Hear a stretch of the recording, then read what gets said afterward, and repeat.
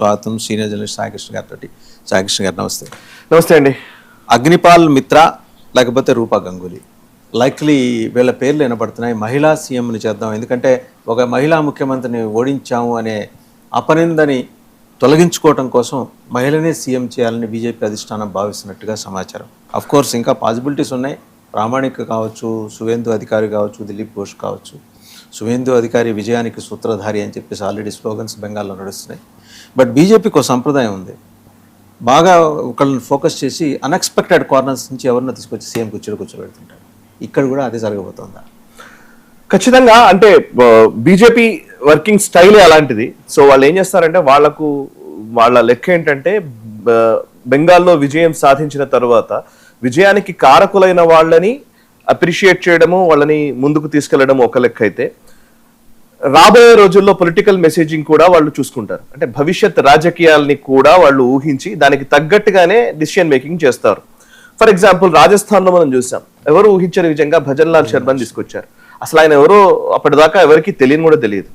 మోహన్ యాదవ్ మధ్యప్రదేశ్ లో, విష్ణుదేవ్ సాయి, రకరకాల మంది. ఒక రకరకాల చెప్పాలంటే అక్కడ పొలిటికల్ ఫేస్ ఒకరుంటారు, గవర్నెన్స్ నడిపేది ఒకరుంటారు. బీజేపీ మెకానిజం కూడా చూస్తే మీరు అన్నారు కాబట్టి మోహన్ యాదవ్ గురించి ఒక చిన్న పరిచయం. ఆయన ఎమ్మెల్యేగా ఎన్నికైనప్పుడు ఆ తోటి ఎమ్మెల్యేని ముఖ్యమంత్రి అవుతారు ఆయన అందరిని అడుగుతూ వచ్చారు. చివరికి ఆయన ముఖ్యమంత్రి అయ్యారు. అవును, ఈవెన్ భజన్ లాల్ శర్మది కూడా అదే. ఆయన మామూలుగా ఈ మీటింగ్స్ నిర్వహిస్తారు కదా, ఫస్ట్ ఒకటి ఎవరు గెలిస్తే బాగుంటుంది, సిఎల్పి మీటింగ్స్ ఇట్లాంటివి ఉంటాయి కదా. ఆ మీటింగ్ నిర్వహించడానికి ముందు ఒక కోర్ గ్రూప్ లో ఆయన ఎక్కడో వెనకాల సీట్లో కూర్చున్నాడట. ఆయన వెనకాల సీట్లో కూర్చున్నటువంటి వ్యక్తిని ముఖ్యమంత్రిని చేసేసారు. సో అండ్ అక్కడ కూడా వసుంధర రాజే సింధియా లాంటి ఒక పెద్ద నాయకురాలు ఉన్నటువంటి రాష్ట్రంలో ఒక భజన్ లాల్ శర్మని తీసుకొచ్చి పెట్టడం అంటేనే అదొక పెద్ద డిఫరెంట్ థింగ్ యాక్చువల్లీ నిజానికి. అండ్ బీజేపీ సిస్టమ్ లో కూడా, ఈవెన్ సెంట్రల్ లో మనం ఆలోచించినా కూడా, పొలిటికల్ లీడర్షిప్ ఒకలా ఉంటుంది, పొలిటికల్ మెకానిజం ఒకలా ఉంటుంది, గవర్నెన్స్ వేరేలా ఉంటుంది. ఇవాళ ప్రభుత్వంలో ఉన్నటువంటి కేబినెట్ మంత్రుల్లో చాలా మంది ఎలక్షన్స్ ఫేస్ చేసే వాళ్ళేం కాదు నిజంగా మాట్లాడితే.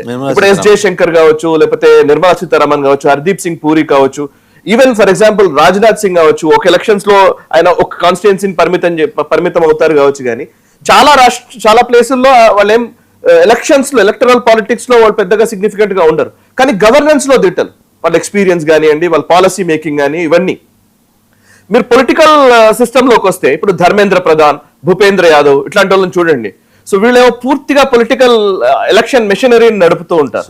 సునీల్ బన్సల్, వీళ్ళందరూ బ్యాక్ ఎండ్ లోనే ఎక్కువ పనిచేస్తూ ఉంటారు, ఫ్రంట్ ఎండ్ లో కంటే కూడా. భూపేంద్ర యాదవ్ అంటే ఇప్పుడు ఆయన మినిస్టర్ గా ఉన్నారు అనుకోండి.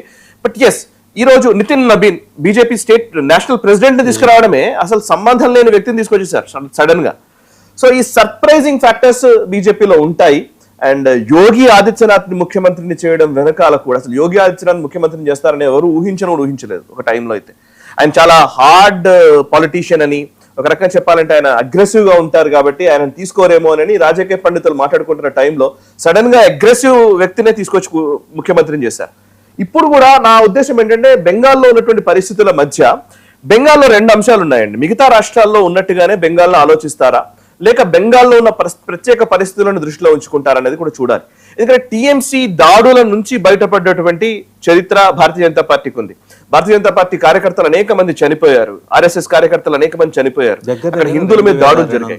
ఎగ్జాక్ట్లీ, అంతమంది చనిపోయిన తర్వాత, వాళ్ళ బలిదానాల తర్వాత బీజేపీ అధికారంలోకి వచ్చిందని నరేంద్ర మోదీ గారు చెప్తూ ఉన్నారు. సో ఇట్లాంటి టైంలో మళ్ళీ ఒక వీక్ పొలిటీషియన్ ని లేదా ముఖ్యమంత్రిని పెడితే సమస్య అవుతుందా అని కూడా ఆలోచించండవచ్చు నాకు తెలిసి.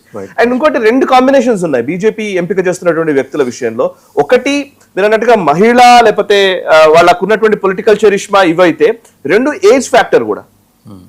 కొంచెం తక్కువ ఏజ్ లో ఉన్న వాళ్ళనే వాళ్ళు ముఖ్యమంత్రుల్ని చేస్తున్నారు. 60 years లోపల ఉన్న వాళ్ళే ముఖ్యమంత్రి ఉంటారు చాలా వరకు. మొత్తం దేశవ్యాప్తంగా బీజేపీ ముఖ్యమంత్రుల జాబితా తీస్తే ఈసారి ఎవరు అవుతారు అనే దగ్గరకు వస్తే, ఫస్ట్ అందరికీ ఉన్నటువంటి, అందరి నోట్లలో నానుతున్నటువంటి పేరు సువేందు అధికారి. సువేందు అధికారి మమతా బెనర్జీ నుంచి, టీఎంసీ నుంచి బయటకు వచ్చి నందిగ్రామ్ ఉద్యమంలో పాల్గొన్నటువంటి వ్యక్తి. అటువంటి వ్యక్తి ఆమె నుంచి బయటకు వచ్చి మమతా బెనర్జీని గద్దెదించగలిగారు. ఇంతకుముందు నందిగ్రామ్లో ఆమెను ఓడగొట్టారు, ఇప్పుడు భవానీపూర్ లో కూడా ఆమెను ఓడగొట్టారు. అట్లాంటి వ్యక్తి సువేందు అధికారి. అక్కడ అగ్రెసివ్ గా ఉన్న వ్యక్తి కాబట్టి ఆయన్నే ముఖ్యమంత్రిని చేస్తారేమో అని ఒకవైపు అనుకుంటున్నారు. రెండో వైపు సామిక్ భట్టాచార్య పేరు వినపడుతుంది. Samik Bhattacharya state president, BJP state president. ఆయన కూడా కీలకమైనటువంటి పాత్ర వహించారు ఈ ఎలక్షన్ విజయంలో. తర్వాత ఇంకో 2 పేర్లు ఇందాక మీరు మెన్షన్ చేశారు. ప్రామాణిక్ అండి. అసన్సోల్ సౌత్ సీట్ లో గెలిచినటువంటి వ్యక్తి అమృతాపాల్ సింగ్, సారీ అగ్నిపాల్ మిత్రా. ఆమె ఫ్యాషన్ టెక్నాలజీ నేర్చుకుని వచ్చింది. అండ్ అంతేకాదు ఆమె వైస్ ప్రెసిడెంట్ గా కూడా ఉందంట బీజేపీ. అండ్ మహిళా మోర్చాలు లీడ్ చేసింది గతంలో. సో అగ్నిపాల్ మిత్రా మమతా బెనర్జీకి వ్యతిరేకంగా అనేక క్యాంపెయిన్స్ లో చాలా అద్భుతంగా, అంటే మహిళా ఓట్లు రాబట్టడంలో ఆమె స్పీచెస్ కూడా పనికొచ్చాయి అనేది అక్కడ ఉన్నటువంటి సంఘ్ పెద్దలు కొంతమంది చెప్తున్నటువంటి మాట. సో అగ్నిపాల్ మిత్రా ఒక పేరు. ఇంకోవైపు మనందరికీ సుపరిచితమైనటువంటి ఫేస్ రూపా గంగూలీ, బిఆర్ చోప్రా గారి మహాభారతంలో ద్రౌపది పాత్ర పోషించినటువంటి వ్యక్తి. సో ఆమె ఇప్పుడు ఫేస్ గా కనబడుతోంది. సో రూపా గంగూలీ కూడా ఇవాళ మహిళా ముఖ్యమంత్రి అయితే గనక ఒకవేళ బీజేపీలో ఆమె పేరు కూడా ప్రముఖంగా వినిపిస్తోంది. సో బీజేపీ ఒకే ఫార్ములాను పెట్టుకుని అన్నిసార్లు పనిచేయదు. రకరకాల ఫార్ములాస్ ఉంటాయి. ఇప్పుడు ఢిల్లీలో మీరు చూస్తే ఢిల్లీ ముఖ్యమంత్రిని చేసిన విధానం చూడండి, రేఖా గుప్తా. సో ఆమెను తీసుకొచ్చిన విధానమే చాలా డిఫరెంట్.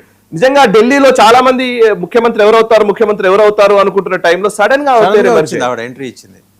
సో బీజేపీ ఎవరిని తీసుకుంటుంది, ఎవరిని ముఖ్యమంత్రిని చేస్తుంది అనే కంటే కూడా బీజేపీ ఎటువంటి పొలిటికల్ మెసేజ్ ఇవ్వాలనుకుంటుంది అనేదే చాలా కీలకం. దాని నుంచే ఈ డిసిషన్ ఉంటుందనేది నా అభిప్రాయం. సో రాజకీయంగా వాళ్ళు ఒక నిర్ణయం తీసుకుంటే ఆ నిర్ణయం అక్కడికే పరిమితం కాదు. అండ్ అన్ని విషయాల్లోనూ ఇంతకుముందు రాష్ట్రపతుల ఎన్నిక కూడా రామ్నాథ్ కోవింద్ గారిని తీసుకొచ్చారు, ఒక దళిత రాష్ట్రపతి. ఇంకోవైపు గిరిజన మహిళ అయినటువంటి ద్రౌపది ముర్ము గారిని తీసుకొచ్చారు. సో ఎప్పుడు ఏదో ఒక కాంబినేషన్ ని దృష్టిలో ఉంచుకుంటారు. కాబట్టి బెంగాల్లో ఇప్పుడు మీరు చూస్తున్నటువంటి అగ్నిపాల్ మిత్రా ఫోటో, అగ్నిపాల్ మిత్రా కావచ్చు, లేదనంటే రూపా గంగూలీ కావచ్చు, మహిళా ముఖ్యమంత్రి అయితే కనుక వీళ్ళిద్దరు ప్రముఖంగా వినిపిస్తున్నటువంటి పేర్లు.